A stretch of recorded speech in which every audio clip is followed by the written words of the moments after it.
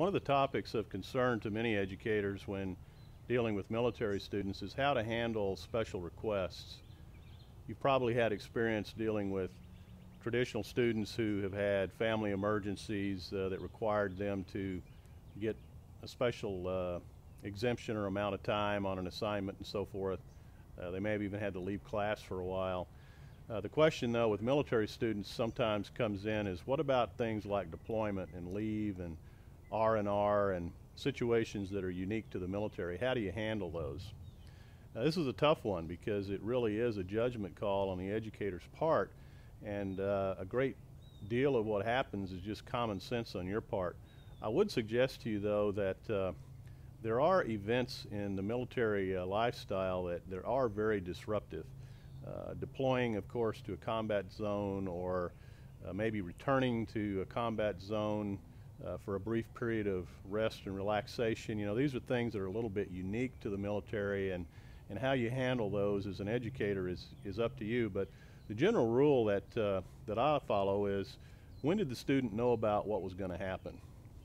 I had a teacher ask me one time, well, I've got a student who's moving from one duty station to another, and that's a very disruptive event for a household, packing everything, moving everything, transferring the family to a new base. Well, I would come back and say, when did the student know about his move? Generally, people aren't reassigned on short notice. They know weeks or months in advance. Most of our classes are short enough that the student would know about his relocation orders well in advance of the time that he registered for the class. So I have to ask, did the student know about the situation at the time he began the class? In other words, was this kind of a self-imposed problem? Likewise with ordinary leave and R&R from combat zones, things that are known about in advance before the student registers for the class, that's kind of on the student, in my opinion. You may feel a little bit differently about it, but it's less convincing to me for a student to say, I need special time for an assignment because I'm being deployed, when he knew that he was being deployed at the time he registered for the class. Now, on the other hand, there are situations that come up in the military, perhaps even more than in civilian life, that are in fact unexpected.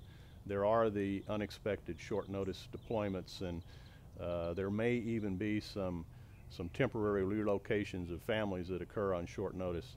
The one thing, though, in the military is when these events happen, they are generally preceded by what they call orders. I mean, written instructions to the service member that direct them to do what they're doing.